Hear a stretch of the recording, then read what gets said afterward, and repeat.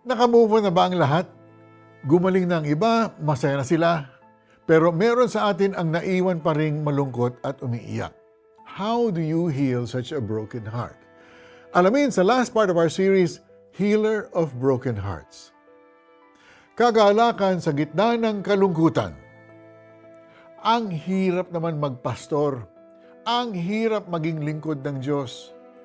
Nasabi mo na ba ito o may narinig ka nang nagsabi nito sa tindi ng hirap na pinagdadaanan sa ministry? Si Jeremiah ay naging prophet from 627 BC hanggang 586 BC. Humigit kumulang ng 40 years. At sa loob ng panahong yon, madalas iyak siya ng iyak. Bata pa si Jeremiah nang tawagin siya ng Diyos para maging mouthpiece niya. Sinabi ng Diyos na ihanda niya ang kanyang sarili dahil hindi magiging madali ang kanyang duty. Pero nangako ang Diyos na sasamahan siya, tutulungan at palalakasin. Kaya kahit matigas ang ulo ng mga taga-Juda at patuloy sila sa pagkakasala, hindi tumigil sa pagbibigay ng warning ang propeta. Pero hindi rin siya tumigil sa pagdadalamhati. Malalim ang kalungkutan niya dahil alam niyang babagsak ang kanilang bayan kung hindi sila magsisisi. Kalaunan, ganun nga ang nangyari.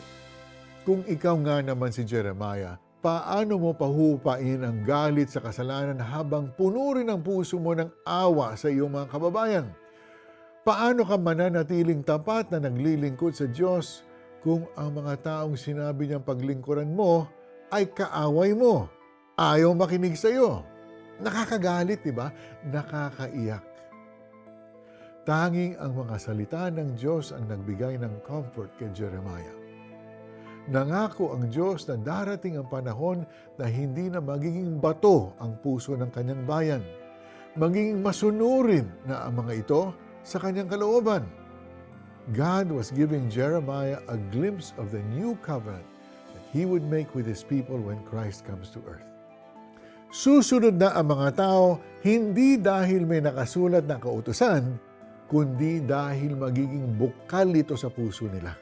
And God's grace through His Son, Jesus Christ, will make this happen. Manalangin po tayo.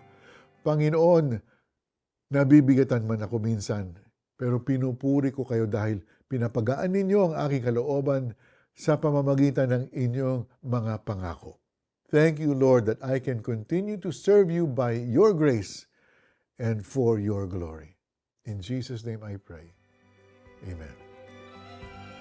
Pray, kapatid, for pastors, missionaries, and others who are serving the Lord. Speak God's blessings over their lives, their families, and their ministries. Nagsalita ka sa akin at pinakinggan kitang mabuti. Ang mga salita mo'y aking kagalakan. Ako'y sa iyo, Yahweh, Diyos na makapangyarihan sa lahat. Jeremiah 15 verse 16. Thank you for joining us in our series, Healer of Broken Hearts. We trust that you will allow God to speak to you and comfort your heart always. After all, Jesus is the healer of our broken hearts. I'm Mari Kaimo. Thank you for joining us. God bless you.